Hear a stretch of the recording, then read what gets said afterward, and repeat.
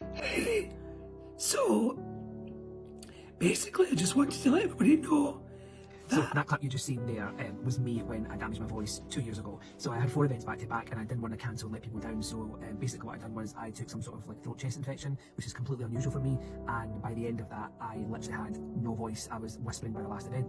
So I then battled for the last 2 years issues with my voice.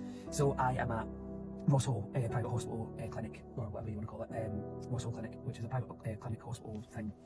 Does that make sense? Anyway, I'm seeing a private consultant of an ear, nose and throat specialist to basically try and tell me what is, because it's getting worse. I'm using a nebulizer that singers use, I'm using lozenges, I'm using honey, and if I raise my voice for too long, if I speak for too long, which is incredibly difficult for me not to, I am doing this. So I don't know if you can also hear in this, that as I'm speaking, there's also a kind of gravel to the lower part of my register of my voice. So stay tuned and I will update you on what he says. Okay, so we have update. So not long in, literally saw it just in from the appointment. So the guy was incredible, absolutely brilliant, really cool to speak to.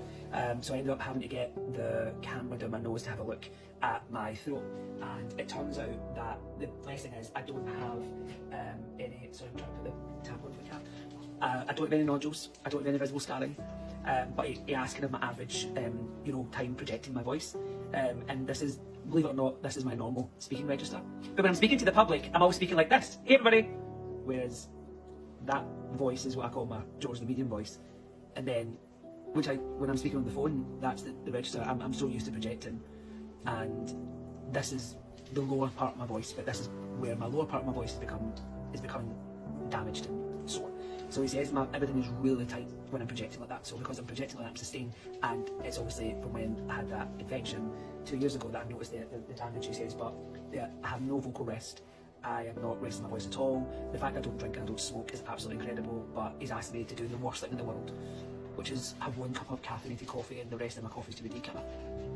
Those are like bad words to me. So of course I said yes, because that's what's bad. He's been giving me details of a consultant that deals in adult speech and learning therapy and specialist that will go through vocal agility and sustaining my vocals, vocal cords, and my voice, and actually building up the muscle, warming it up and doing it all properly. So he says the fact that I used to sing and knowing my voice is obviously helped me get by as long, but I have to do vocal warm-ups every single time.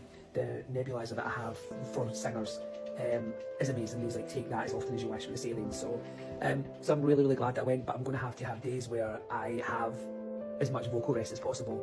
I'm going to have people around me remind me not to project my voice. So I will keep you updated on my journey and let you know how it goes. Wish me luck, because with no voice I have no way of doing what I do. So yeah, wish me luck.